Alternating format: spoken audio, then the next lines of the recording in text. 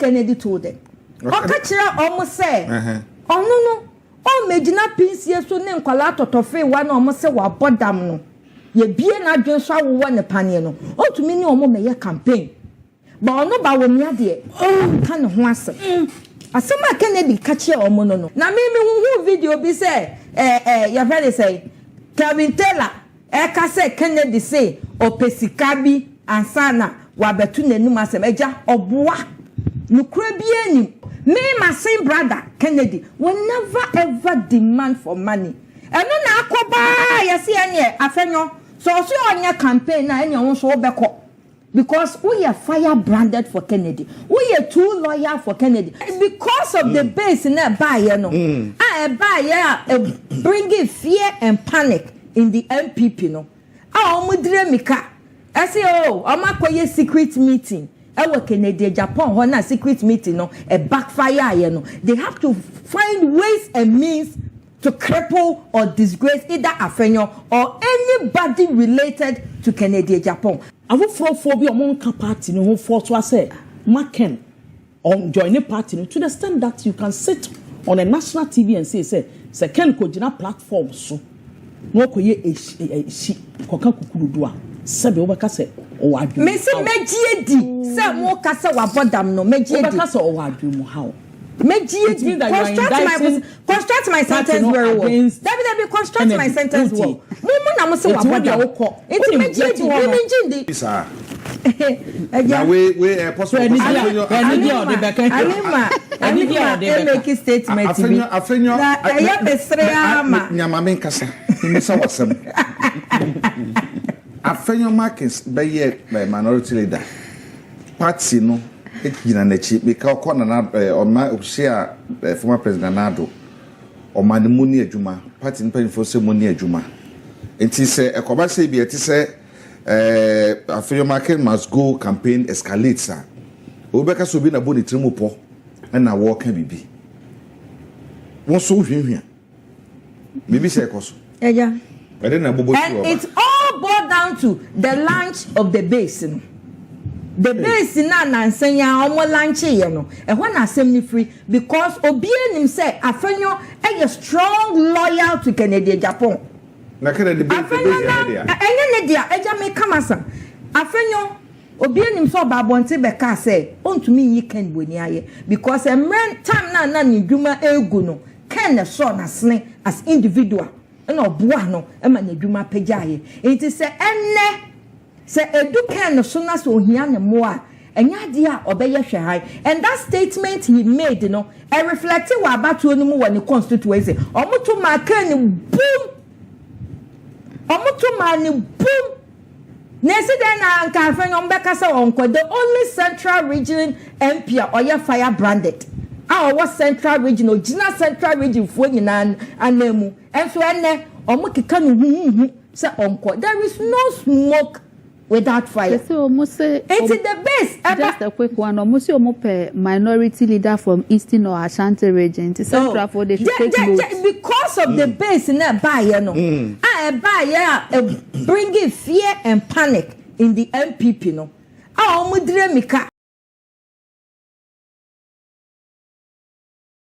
I say, oh, I'm not going to secret meeting. I work in Kennedy Agyapong, when a secret meeting, no, a backfire, you know. They have to find ways and means to cripple or disgrace either Afenyo or anybody related to Kennedy Agyapong. I just something in no, because the base, you know, I feel NPP mun buy it. It's any movement.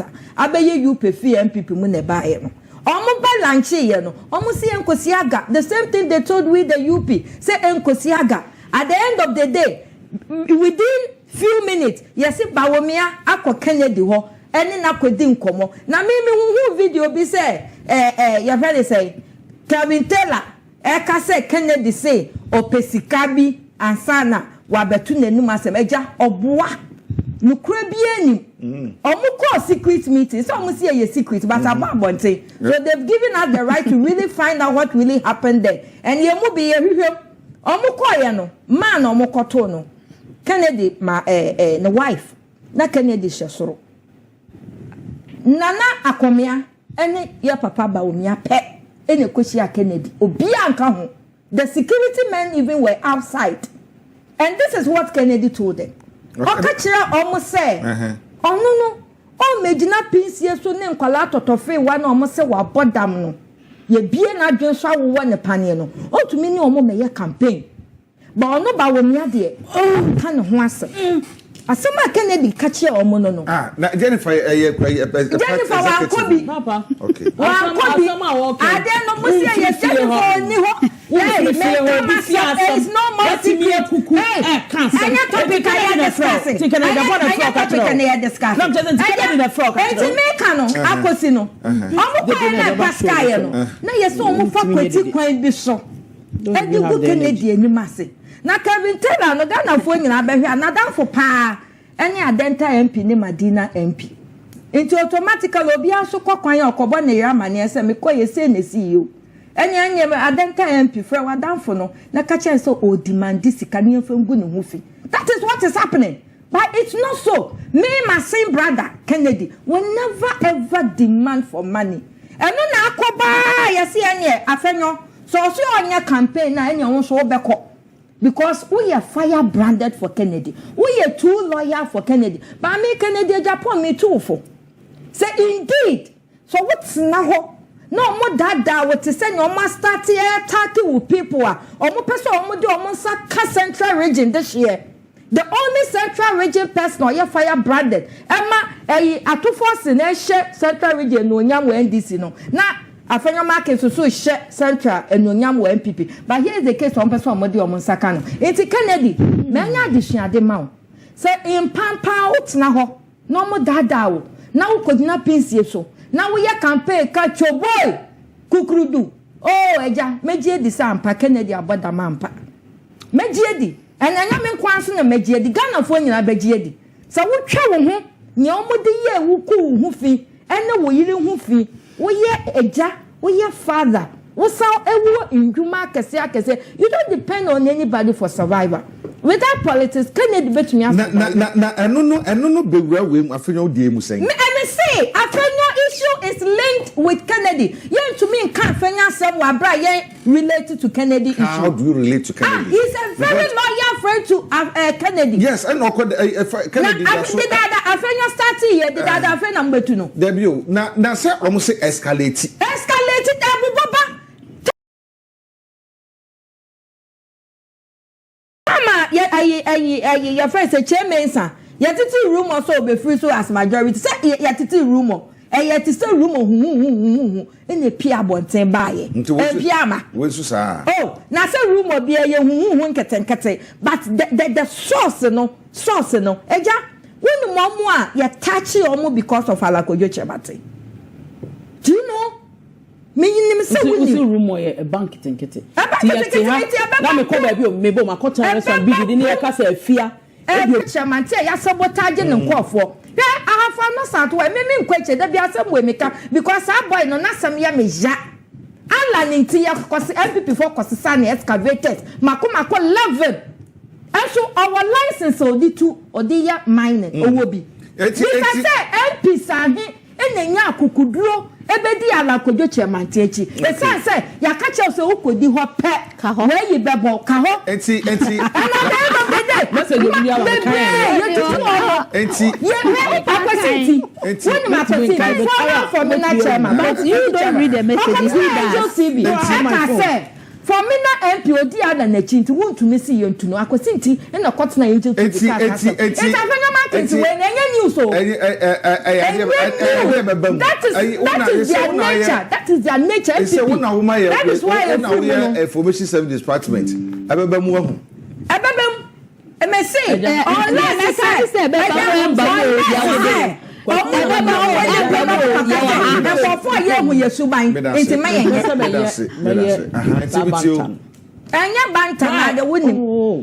where I'm coming from. Maybe I war me to tell me, yet no aduane no will be fee. Who could be a year? My free wife. It's about Ghana. It's about Ghana.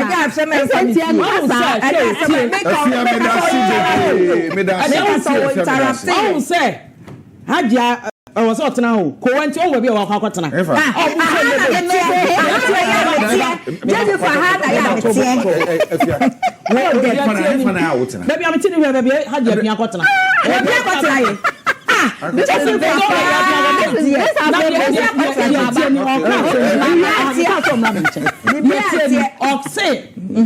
Ghana asem afia yiri no ho a wachenchim a oka no se yam fam say mimi Jennifer na mtia na meka ndc asem na meka ene kam na mefi we na anti mami na mefi ana to say ade ka say Ghana asem na mefi ana NPP you say Ghana asem oh Jennifer you na Ghana asem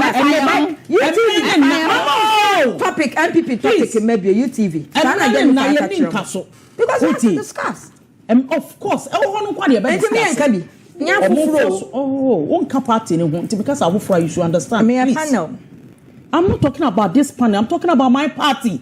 Please. I will for be one party who force to say Markin on join the party to the extent that you can sit on a national TV and say Ken Kojina platform so no koye she koka kukurudua sebe obaka se o adu me se mejiedi se mo kasa wa bodam no mejiedi obaka se o adu mu how mejiedi construct my sentence very well David construct my sentence well mo na mo se wa bodam enti mejiedi mejiedi oh yes sir mejiedi o ye na nya fe o e dey na nya fe please o ya me sense sir don't do that please. Ebi mutri mu ponyina na say the new patriotic party mampani kofo empanimfo tetefo a omote party no omo do omo kra ene omo hu ebo party no hu ban bepem ne wo mo awuko but omo sunsun ebo party no ban tiase obi tiri mpon say obeda benya na yese the new patriotic party na wa kra me ka agu na dije waso say it's a party na gu just because you are angry you've left the party there was a NPP party, a party that has been in existence for over 30-something years, just like that, because you are angry you've left. It was so busy so yakwa elections what when the man on mountain days now I was there me tie na no masem Air Force na this Sabia Muhammad nyina to no so say ho kasa ma campaign ma part ma betina haja ma betina so aka say Kennedy na Jennifer akoka Kennedy asem ma Kennedy mu fi say ye me can I make this quick one you have your time ma betina aka Kennedy atam say na have time ni bi de mimi nim na say of course o kasa kra me nka bi de mimi nim na say aka wansem o Afenyo Markin party ni nyana bi say ye no okay so no akra kasa sorry say onye leadership ni bi mo kwa we have to ask him questions or see find out what the actual problem is and tie bi a oye na oko akofa Dr. Bawumia de na bewuram e na agye kasa say Bawumia pe na obestay on pe na obestay that's what na Bawumia dia that is it. His Excellency is the leader of the party okay on take his own decision by himself but what you say it is on the leader open or better open on na the campaign will be the support and will name the sacrifice that he has made for the party. It's in your no matter now be can obeja what they Agyarko. Matena ha as a national officer makachiro say e ma yanim maintain that paper ni ko wa wadi say ko wan krata ni ko wa wadi e wasam na aba na mo obi e dey e ka biye. But party nankasa as a political party, the new patriotic party, maybe executive member, even the man agrees or tender in his resignation, say, me person leadership your name of Mrs. Yemono, me person you are when the best manaya. We have to ask him questions. Why you don't want to do it again? BBS anywhere. I also can say, what's the BBS anywhere? Can you can't tell me what to say. No, not you. I'm telling the host. You don't tell me what to say. BBS anywhere. As someone, you see, issues about political parties, NDC issues bad. You discuss national. Who got a company public information about the company when they are called say a public information. Now, they can say NPP here move together strong. Yes, na defeat omubio because ye defeat omunti no. Bibia ni hombe ya ye besuro. I see. Ye defeat omawi enti bibia ni hono mo a. Omube ye besuro be intimidate ye. Afenyo Markins power stay or power call. We have a mandate. We ye be deliver a mandate. Na Ghana for be assess ye. Ye pay almost out together. So they bet me a defeat omu. Me dan say. NPP na Jennifer Kakufu NPP nesa we no. Enye NPP bio. And NPP when it comes to power brokers in the NPP, Jennifer doesn't go close. Ono ti wo say executive kwa onim ye koso. Na say wo nim chen no. Me say no. Na what is your penny manage? Party the manage power brokers in this months na me person no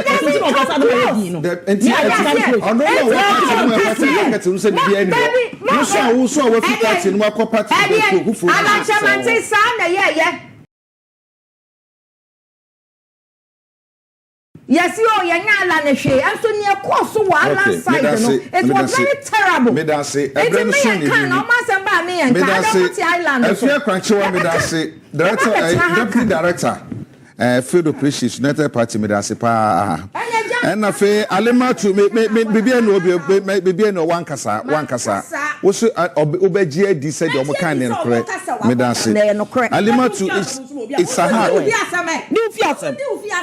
me da say me da say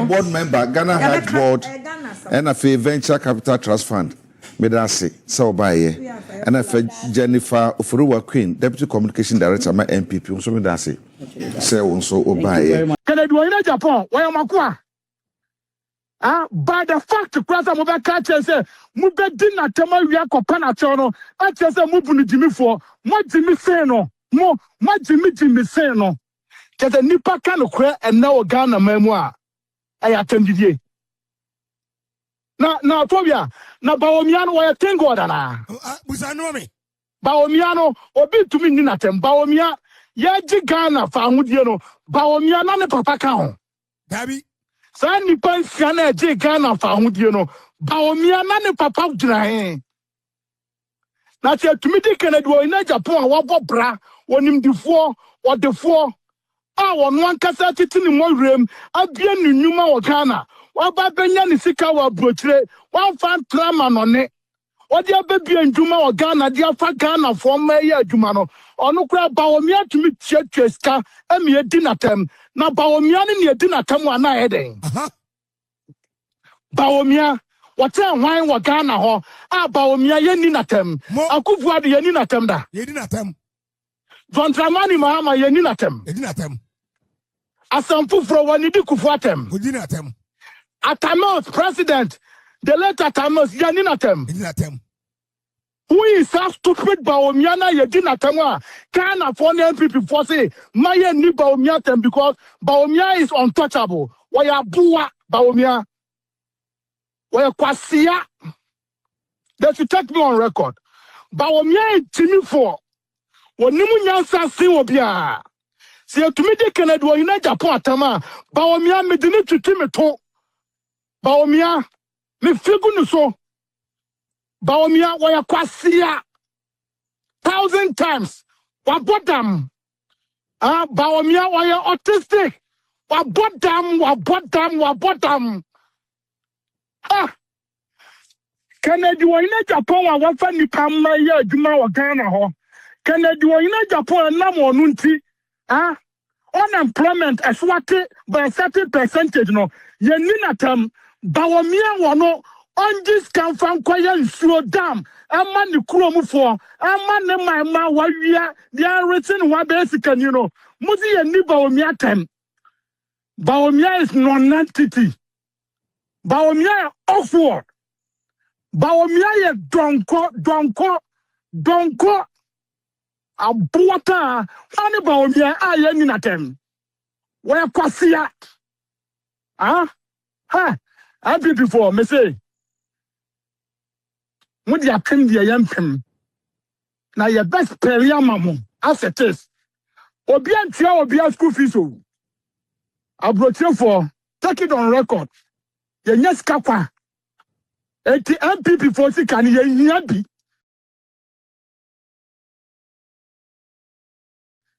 na ma betetere yensa gu yachi Bawumia wa bodam munni mu aya ka kira mo Bawumia tumi ni president wa Ghana hoda abuwa Bawumia we yedi na temu amose wo ye nipa se obi abuwa enana bibia ye bibi ana Bawumia tumi dina santimam na nka buwa ntise wani Bawumia wono etumi befa NPP akonya tena so ama ade se platform sege mutum wani Bawumia Budi Ghana ho ana Bawumia matoma ebegina television so akachire Kennedy Agyapong say omgabu no na muni Ghana ho nkwasiafo NPP fo muni Ghana ho ana no pobeka say nipa 5 na e contest ye no senya Bawumia nka contest bi na say nipa 5 no Bawumia nto na nim nyansa mo ya nkwasiafo NPP fo muni mu nyansa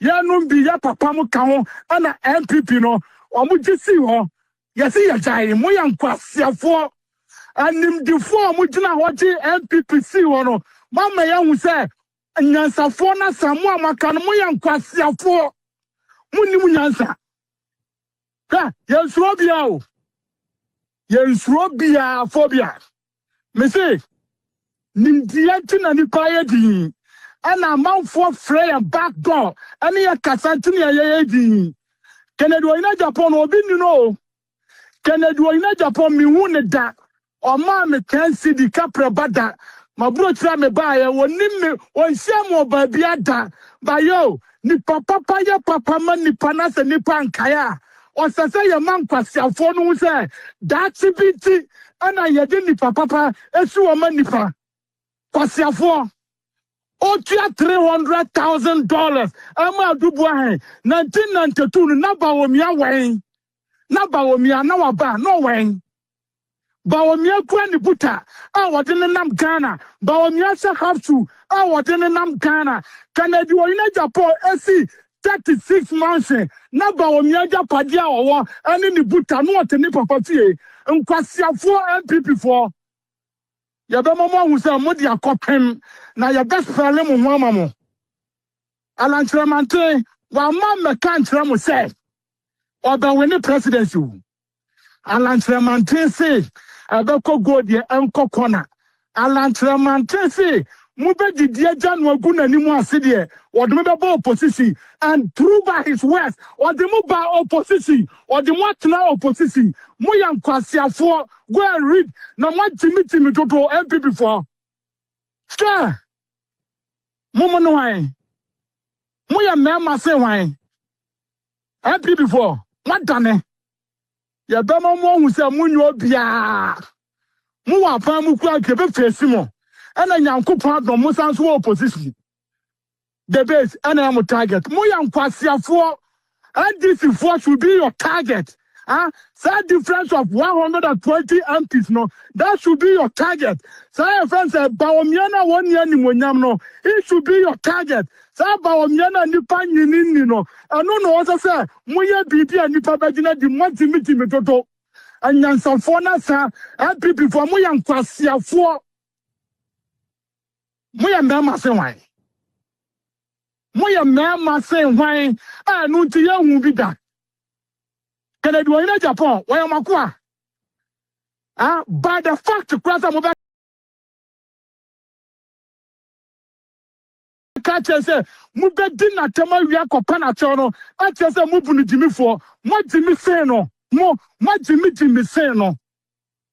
Wasia NDC ni woman ya free NDC, Francis Esiamo Samai, why you brom. Ono betna TV so ka say Kennedy Agyapong sika ode bua 2000 ode bua 2004 ode bua 2016 ama wonu free NDC mu benya position our NPP no o ti cocaine money aya gotten money mo ya nkwasiafo NPP for muni munyansa muni na mo ti say Justin Kodua mo timi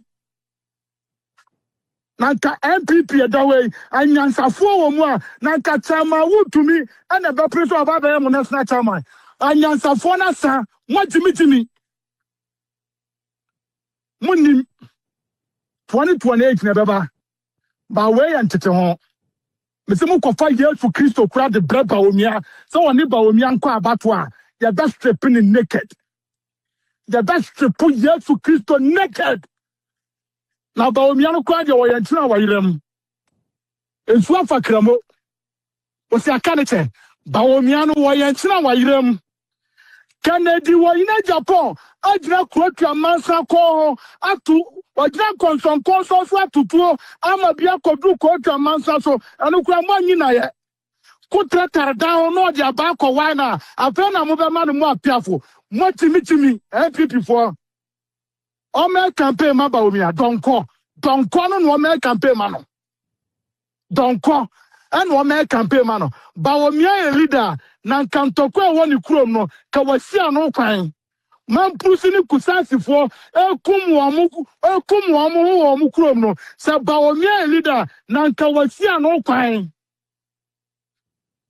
mo ko pro bia baji pumi amamwa na Akufo Addo se Bawumia ko di president of Ghana Akufo Addo na wajimi se Bawumia na nka be na di president of Ghana Katachi free fan kai o ti se Ghana for che Bawumia ni tu abama Bawumia na che se Ghana for ya Jimmy papa ya Jimmy pa and yo ensida amamuda Bawumia pa onkosoro amanyankopon ensra no ngo na onfani se Pope John Paul onfani se Pope Francis onfani se the current Pope or this way ebotom meyini magana for me say ya best thing on atotam Bawumia me di president for Ghana da and omu di na chuan pesa Bawumia be president na omu lutu Ghana no ya be mo omu abokagu